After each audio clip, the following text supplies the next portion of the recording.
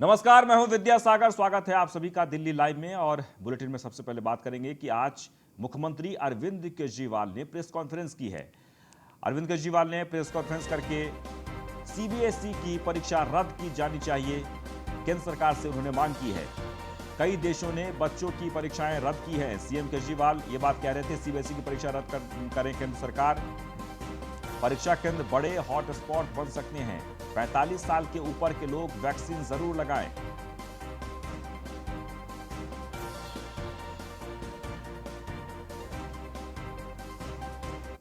बच्चों की सुरक्षा हमारे लिए बेहद ज़रूरी है और अभी सीबीएसई के एग्ज़ाम आने वाले हैं। 6 लाख बच्चे दिल्ली में सीबीएसई के एग्ज़ाम में बैठेंगे। 1 लाख के करीब टीचर्स इसमें शामिल होंगे। ये बहुत बड़े हॉटस्पॉट्स बन सकते हैं। बहुत बड़े स्तर के ऊपर कोरोना फैल सकता है। बच्चों की ज़िंदगी, बच्चों की सेहत, बच्चों का स्वास्थ्य हमारे लिए बहुत ज़रूरी है। मेरी हाथ जोड़ के केंद्र सरकार से अपील है कि सीबीएसई के एग्ज़ाम्स को कैंसिल किया जाए और इसके एवज़ में कोई और तरीके निकाले जा सकते हैं, या तो ऑनलाइन का कोई तरीका या इंटरनल असेसमेंट करके उसके बेसिस के ऊपर इस बार बच्चों को पास किया जा सकता है। लेकिन सीबीएसई के एग्ज़ाम कैंसिल करने बहुत ज़रूरी हैं। मैं और कई देशों के उदाहरण देख रहा था। कई देशों ने जहाँ जहाँ सेकेंड वेव का प्रकोप आया है, कई देशों ने अपने अपने एग्ज़ाम्स कैंसिल कर दिए हैं। हमारे देश के अंदर कई राज्य सरकारों ने अपने अपने एग्ज़ाम्स कैंसिल कर दिए हैं। मेरी केंद्र सरकार से अपील है कि सीबीएसई के एग्ज़ाम्स कैंसिल किए जाएं। बच्चों की सुरक्षा हमारे लिए बेहद ज़रूरी है।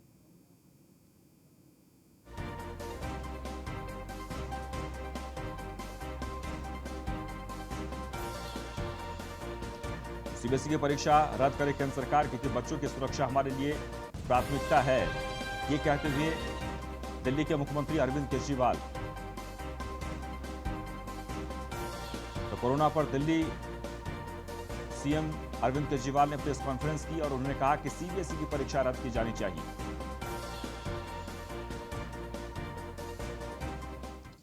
तो गर्मियों की शुरुआत के साथ ही उत्तर भारत समेत देश के कई इलाकों में बड़े पैमाने पर पानी की कमी का खतरा बढ़ गया है। दिल्ली में पानी की कमी की समस्या के लिए दिल्ली सरकार ने हरियाणा सरकार को जिम्मेदार ठहराया है। दिल्ली जल बोर्ड के उपाध्यक्ष और आम आदमी पार्टी के नेता राघव चड्ढा ने आज मंगलवार को कहा कि दक्षिण, उत्तर, मध्य और पश्चिम दिल्ली पानी की कमी की चपेट में आने वाले हैं, क्योंकि पड़ोसी राज्य हरियाणा राष्ट्रीय राजधानी में पानी की पर्याप्त सप्लाई नहीं कर रहा है। चड्ढा ने एक प्रेस मीटिंग में आरोप लगाते हुए कहा कि दक्षिण, उत्तर, मध्य और पश्चिम दिल्ली में पानी की सप्लाई प्रभावित होने वाली है, क्योंकि हरियाणा दिल्ली के लोगों के प्रति अपनी जिम्मेदारी से आंखें मूंद रहा है और सुप्रीम कोर्ट के ऑर्डर के बाद भी दिल्ली को साफ और पर्याप्त मात्रा में पानी नहीं दे रहा है। सुप्रीम कोर्ट की ओर से यह तय किया जा चुका है कि हरियाणा किस तरफ दिल्ली को कितना और कैसी क्वालिटी का पानी सप्लाई किया जाएगा, लेकिन हरियाणा कानून का भी सम्मान नहीं कर रहा है।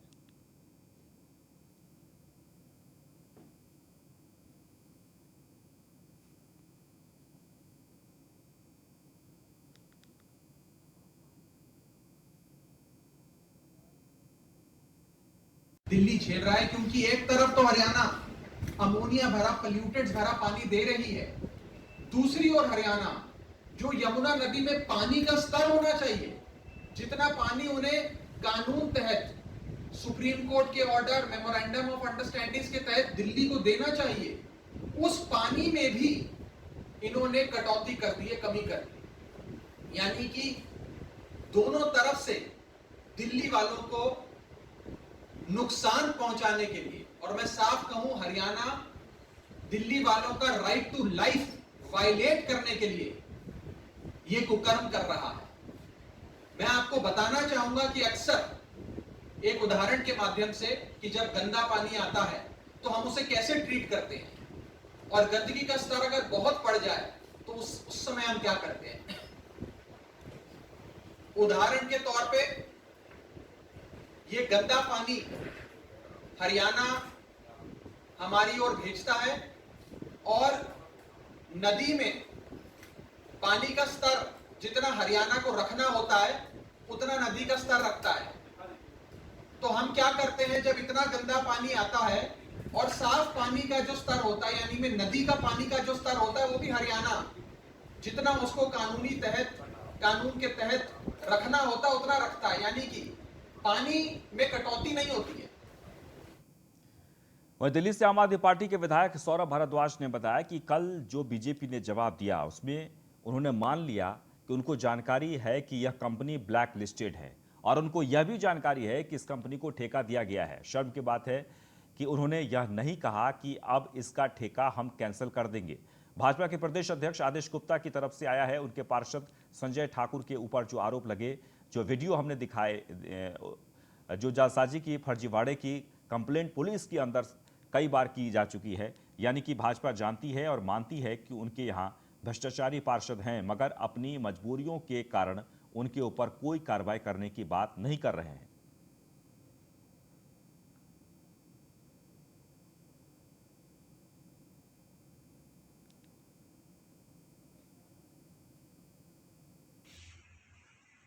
यहाँ पे कुछ जो थड़े थे, एमसीडी के थड़े थे, उसमें आग लग गई। 272 थड़ों के अंदर आग लग गई है, मगर एमसीडी की तरफ से उनका कोई नेता, कोई मेयर, कोई स्टैंडिंग कमेटी का आदमी, कोई कमिश्नर इन लोगों की सुध लेने नहीं पहुंचा है। ये बता दें कि 734 थड़े तहबाजारी के अनुसार यहाँ पे कोर्ट के आदेश के बाद दिए गए थे। ये वो लोग थे जिनको जामा मस्जिद और मीना बाजार से हटाकर यहाँ पे बसाया गया था। इनको थड़े कोर्ट के अंदर लंबी लड़ाई के बाद दिए गए थे और एमसीडी को 60 लाख रुपए खर्च करके इनको थड़े बनाकर निरीक्षण की थी, मगर अभी तक किसी आदमी को इन्होंने थड़ा बना के नहीं दिया था। लिहाजा ये जो टेम्परेरी मार्केट थी इन लोगों ने खुद बनाई थी, मगर अलॉटमेंट एमसीडी की तरफ से था और आग लगने के बाद एमसीडी की तरफ से कोई भी मदद जो है नहीं दी जा रही है। हम एमसीडी से मांग करेंगे कि 60 लाख रुपए का जो पैसा सैंक्शन किया गया था, इन गरीब लोगों को अब उस 60 लाख रुपए का करीब 734 थड़े बनाकर इन लोगों की मदद की जाए। वहीं लोधी रोड हरिजन कैंप पहुंची निगम पार्षद सीमा भूपेंद्र मल्लिक। चांद मार्केट के पीछे हरिजन बस्ती में आज लोगों की शिकायत के बाद बंद नालियों को खुलवाने का काम करवाने पहुंची। इलाका की निगम पार्षद और लोगों को गंदगी न फैलाने को लेकर भी वहां की जनता से अपील की गई है। आपको बता दें कि पार्षद ने बस्ती के गलियों में जाकर एमसीडी कर्मचारियों को साथ लेकर बंद नालियां खुलवाने का काम करवाया। मौजूद हूँ मेरचंद मार्केट हरिजन कैंप के अंदर, जहां आज स्थानीय जो निगम पार्षद है सीमा भूपेंद्र मलिक वो पहुंची हुई हैं। आप देख सकते हैं वो इलाके में किस तरीके से यहाँ पर जो है सफाई का जो काम है, वो बंद नालियों को खुलवाने का जो काम है वो यहाँ पर करवा रही हैं। आप देख सकते हैं तस्वीरों के माध्यम से मैं आपको दिखा दूं कि किस तरीके से यहाँ पर जो गंदगी है वो सफाई करवा रही है। जो निगम पार्षद है सीमा भूपेंद्र मलिक यहाँ पर आई हुई है, खुद अपने सामने वो जो है एमसीडी के जो कर्मचारी हैं वो यहाँ पर लगातार यहाँ पर जो काम करते रहते हैं उनके साथ मिलकर वो वहाँ पर खड़े होकर वो काम करवा रही हैं। बात करते हैं निगम पार्षद सीमा भूपेंद्र मलिक से कि किस तरीके से हरिजन कैंप के अंदर आई है, जो गंदगी को यहाँ पर साफ करवा रही है, बंद नाली को जो साफ करवा रही है, उसके बारे में बात करेंगे, चर्चा करेंगे। और जो गंदगी है आने वाले टाइम में बरसातों का समय है, मच्छर पैदा होते हैं, उसके बारे में बात करेंगे। जी नमस्कार, ये हमारे एरिया का मिर्चंद मार्केट के पीछे हरिजन बस्ती आती है, जिसमें आज पहला नवरात्रा है। तो काफ़ी लोगों की शिकायतें आई थी कि हमें माता की चौकी रखनी, उससे पहले हमें प्रॉपर सफाई चाहिए। सुबह 7 बजे से यहाँ लगे हुए हैं पूरा स्टाफ, आसपास जितना भी स्टाफ है 20-25 आदमी सभी यहीं लगे हुए हैं। ये आप देख सकते हैं। सबसे बड़ी प्रॉब्लम यहाँ है कि नालियों के ऊपर बड़े बड़े पत्थर रखे हुए हैं, जिसकी वजह से प्रॉपर तरीके से सफाई नहीं हो पाती। दूसरा, पता नहीं किस तरह के पाइप एक दूसरे के साथ लग के, कम से कम एक जगह 20-25 पाइप हैं, और जब पीछे से कूड़ा आता तो वहीं स्टॉक कर जाता है, आगे पूरा ब्लॉकेज हो जाता है। दूसरा, अभी हमने जब ये नालियाँ साफ करवाई, इधर से उधर तक नालियाँ साफ हो गई, बट जहाँ ये सिविर के अंदर कनेक्टेड है, सिविर हमने खुलवा के देखा तो सिविर पूरी तरह फुल भरा हुआ था। एमसीडी के लोगों ने, जबकि कार्य ये दिल्ली जल बोर्ड का, एमसीडी के लोगों से हमने खुलवाया वो और पूरा क्लीन करवाया। वहाँ से वहाँ तक कम से कम 10 शिविर है जो अभी खुलवाए हैं। एक में इतनी मिट्टी और बजरी सारा सीमेंटेड सब कुछ भरा हुआ था, सब कुछ निकलवाया है। बड़े बड़े ईंट और पत्थर नाली के अंदर लगे हुए हैं। तो मेरा आपके माध्यम से सभी लोगों से भी प्रार्थना है कि आप अपने घर के सामने एटलीस्ट ये देखें कि उसमें ईंट पत्थर ना हो। और दिल्ली जल बोर्ड से भी प्रार्थना है कि ये झुग्गी बस्ती है, इसमें छोटी छोटी गलियां अगर वो साफ नहीं होंगी तो यहाँ के लोगों का जीना मुश्किल हो जाएगा और अभी आगे मच्छर वगैरह हो जाएंगे। तो वो भी अपनी जो जिम्मेवारी उनकी शिविर के लिए बनती है प्रॉपर उनको साफ करवाना वो करवाएं, क्योंकि ये सभी छोटी नालियाँ शिविर के अंदर जुड़ती है। लगातार यहाँ पर देखा जाए, लगातार यहाँ पे जो है गंदगी का जो अंबार, यहाँ पे कूड़े का अंबार जो यहाँ पे लगातार बना रहता है, इसके बारे में क्या कहेंगे? क्योंकि कई लोग जो है अंदर यहाँ पर जो प्लास्टिक है, कूड़ा है, पत्ते गिरे होते हैं, वो भरा यहाँ पर गंदगी जो है हमेशा लगातार रहती है, इसके बारे में जी ये भी बहुत बड़ा मैटर है, क्योंकि थोड़ा सा लोग भी अवेयर नहीं है। अपने घर का कूड़ा या जो भी कुछ खाया वो सब कुछ बाहर फेंक दिया। वो बाहर कहाँ जाता है? गली, उस गली में जो नालियाँ हैं जो ओपन है कई जगह, वो उन्हीं के अंदर चला जाता है, जिसकी वजह से ब्लॉकेज हो जाती है। अगर लोग भी थोड़ा अवेयर रहें, अपना डस्टबिन रखें और जो थोड़ा बहुत कूड़ा उनका बनता है वो उसमें डाल दें, तो हमें भी काफ़ी हेल्प मिल सकती है।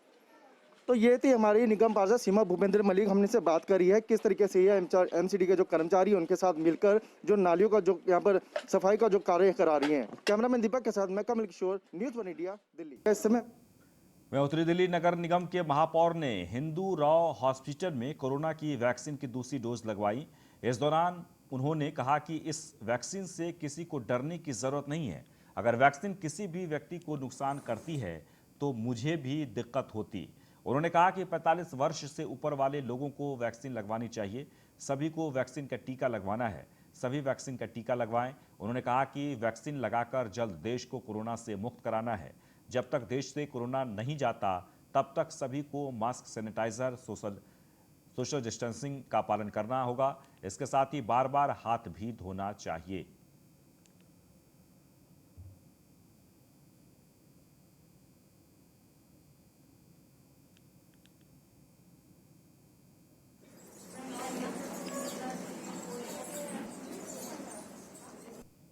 दिल्ली सरकार से पूछना चाहता हूँ कि वो खुद क्या इंतजाम कर रही है।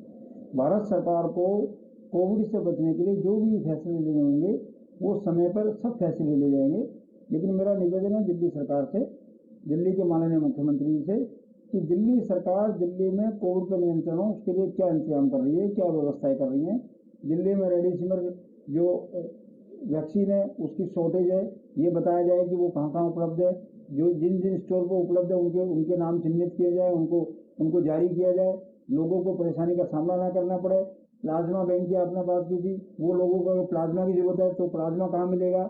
कोविड के लोग के लिए लोग बेड के लिए दर दर भटक रहे हैं, किस प्रकार से लोगों को बेड उपलब्ध होंगे। अगर ये सारे काम की चिंता दिल्ली सरकार करे तो ज़्यादा अच्छा है। अगर व्यक्ति अपने द्वारा किए गए कार्य को करके बताए कि मैंने ये कर दिया तो अच्छा रहता है। दिल्ली के सिविक सेंटर में बाबा साहेब डॉक्टर भीमराव अंबेडकर की मूर्ति की स्थापना किया गया। दिल्ली प्रदेश अध्यक्ष आदेश गुप्ता और उत्तरी दिल्ली नगर निगम के मेयर ने उद्घाटन किया है। इस मौके पर एमसीडी के पक्ष और विपक्ष के सभी लोग मौजूद रहे और बाबा साहेब भीमराव अंबेडकर की तस्वीर से लोगों को सम्मानित भी किया गया। सभी ने डॉक्टर बाबा साहेब भीमराव अंबेडकर के नक्शे कदम पर चलने का प्रण किया। इस मौके पर मेयर ने कहा कि श्यामा प्रसाद मुखर्जी के सिविक सेंटर में बाबा साहेब भीमराव अंबेडकर की मूर्ति की स्थापना की गई है। 14 मार्च से एक दिन पहले मूर्ति की स्थापना की। आज खुशी का दिन है। यह दोनों पहले देश के प्रधानमंत्री नेहरू के टाइम में कैबिनेट मंत्री थे। दोनों ने राष्ट्रहित में त्यागपत्र दिया था। एक ने कश्मीर को बचाने के लिए और दूसरों ने संविधान को बचाने के लिए। आज कश्मीर से धारा 370A हटाया गया है। आज उन्हीं के आंगन में बाबा भीमराव अंबेडकर की मूर्ति की स्थापना की गई है।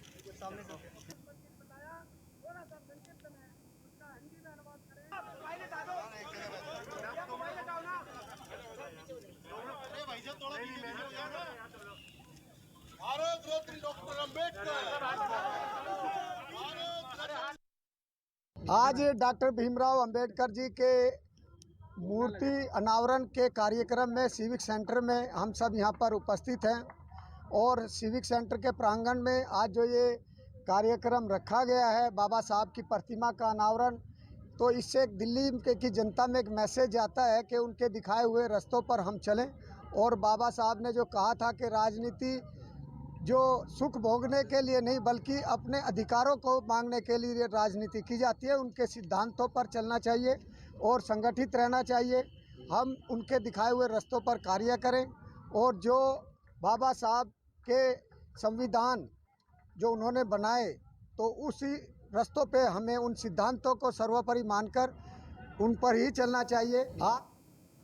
वह दिल्ली में कोरोना तेजी से अपने पैर पसार रहा है और इसका असर मंदिरों में भी देखने को मिला है। झंडे वाली माता रानी का कपाट बंद कर दिया गया है। वहीं श्रद्धालु माता की पौड़ी पर आकर माथा टेक कर मायूस होकर प्रार्थना कर रहे हैं कि इस कोरोना काल से देश को, दिल्ली की जनता को छुटकारा मिल जाए। इस बीमारी से माता रानी सभी को बचाएं। अगर माता रानी चाहेंगी तो आने वाले समय में हर माता के दरबार में खुशी खुशी आकर दर्शन करेंगे।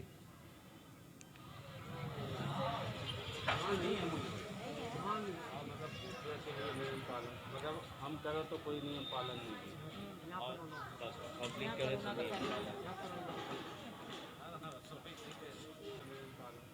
हम करो तो कोई नियम पालन नहीं और पब्लिक करे तो नहीं।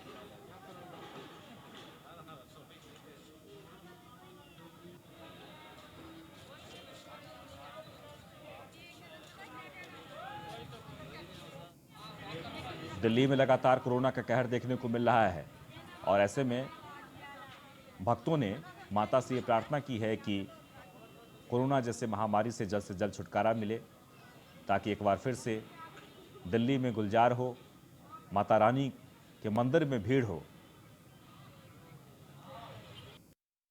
देश में बढ़ते कोरोना को देखते हुए जिस तरीके से दिल्ली में भी लॉकडाउन लगा दिया गया, वही आज से पहला नवरात्रा है उसको लेकर के बात की जाए। इसमें मौजूदन झंडेवालन मंदिर पे, जहां नवरात्रों के समय लाखों लोग डेली माता के दर्शन को आते थे, लेकिन आज हम आपको दिखाएंगे माता के दर्शन के लिए जो लोग आए, किस तरीके जो श्रद्धालु हैं माता जी चौखट पे आकर के वो लोग यहाँ माथा टेक कर अपने घर वापस जाने को मजबूर हो रहे हैं। जहाँ एक तरफ माता रानी के दरबार में पहुँचने पहले चारों तरफ कहीं भंडारा, कहीं भजन कीर्तन, हर चीज़ चलता रहता था, लेकिन यहाँ पे लोग माता रानी के दर्शन के लिए आए। आप देख सकते हैं एक सूचना बोर्ड लगाया गया है, कपाट लगाया माता रानी का, जो देख रहे हैं स्क्रीन पे वीडियो दिखाई जा रही है, फोटो दिखाई जा रही है, उसको लेकर के आप देख सकते हैं किस तरीके माता रानी का जो मेन गेट है वो बंद कर दिया गया, लेकिन यहाँ लोग फिर भी माता रानी के अपनी श्रद्धापूर्वक दर्शन के लिए आ रहे हैं। आप मैडम माता रानी के दरबार में आप आए, जिस तरीके से बंद किया गया कपाट को कोरोना को देखते, क्या कहेंगे?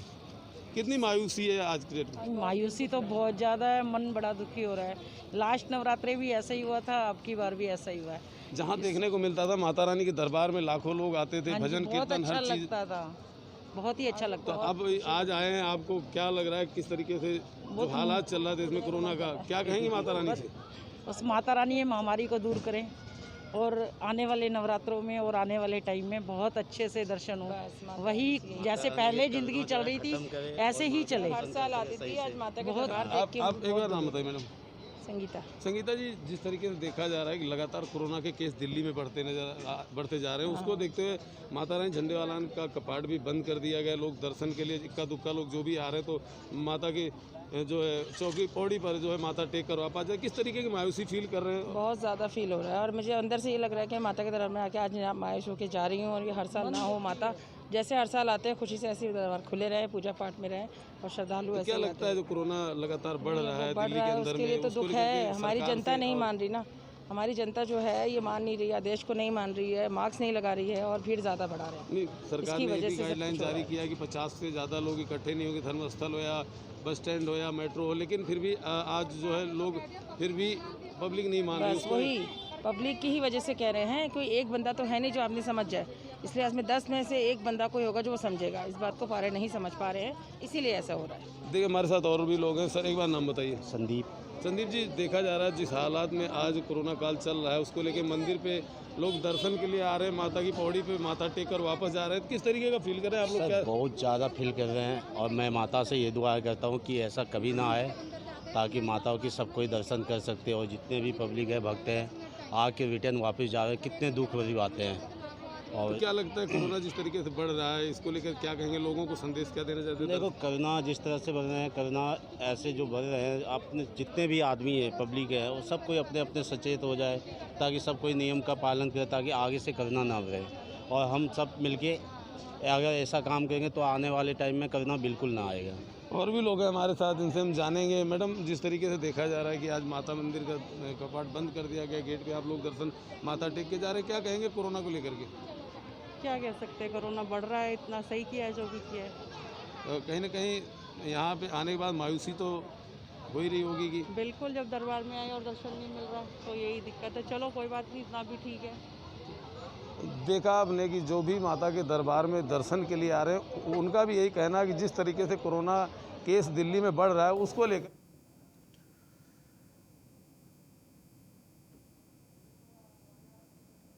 वहीं दिल्ली के बीजेपी प्रदेश अध्यक्ष आदेश गुप्ता ने केजरीवाल सरकार पर जमकर निशाना साधा।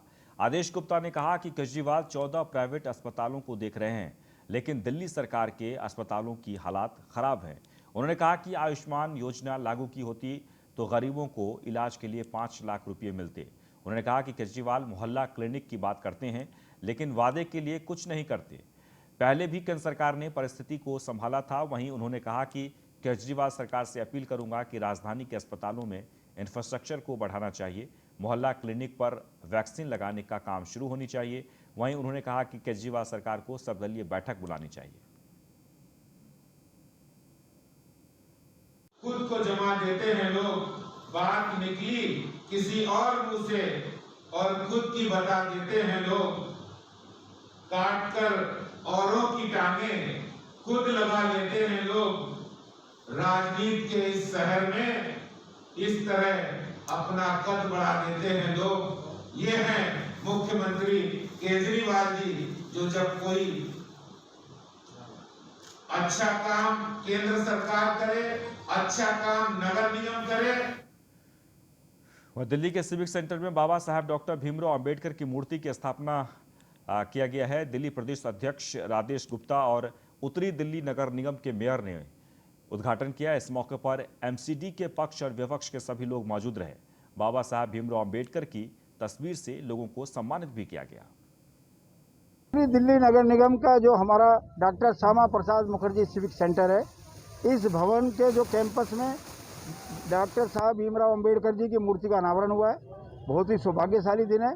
कल 14 अप्रैल है, उसके एक दिन पहले हमने इस मूर्ति का अनावरण किया है।